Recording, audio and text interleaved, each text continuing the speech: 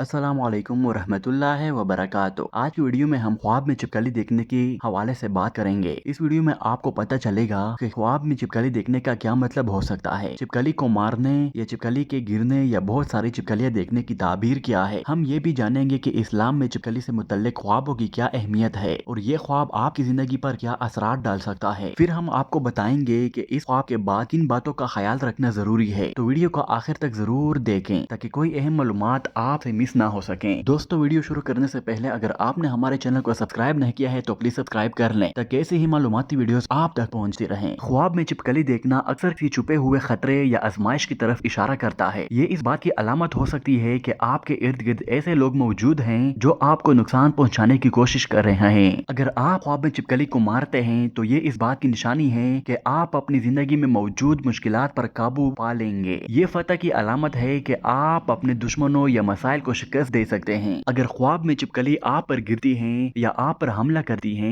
तो ये किसी बड़ी आजमाइश या दुश्मन की तरफ से साजिश की अलामत हो सकती है। इस वक्त आपको मुहतात रहने और अल्लाह से मदद तलब करने की सख्त जरूरत है। अगर आपने ख्वाब में बहुत सारी छिपकलियां देखी हैं तो ये इस बात की निशानी हो सकती है कि आपके इर्द गिर्द मसाइल और फितनों का जाल फैल रहा है। ये वक्त है कि आप अपने फैसलों में बहुत ज्यादा एहतियात करें। अगर आपने ख्वाब में छिपकली खाई है तो ये इस बात की तरफ इशारा हो सकता है कि आप अपने चैलेंजेस और मुश्किलात को अपनी जहानत से काबू पा लेंगे। दोस्तों, ये थी ख्वाब में छिपकली देखने की मुख्तलिफ ताबीरें। याद रखें कि ख्वाब अल्लाह की तरफ से एक निशानी हो सकते हैं, लेकिन हमें इन पर पूरा यकीन करने के बजाय दुआ, सब्र और हिकमत के साथ अपने मामलात का सामना करना चाहिए। अगर आपके पास कोई और ख्वाब है जिसकी ताबीर आप जानना चाहते हैं तो हमें नीचे कमेंट्स करें। चैनल को सब्सक्राइब करें ताकि आप हमारी मजीद वीडियो से मुस्तफीक हो सकें। शुक्रिया। अल्लाह हाफ़िज़।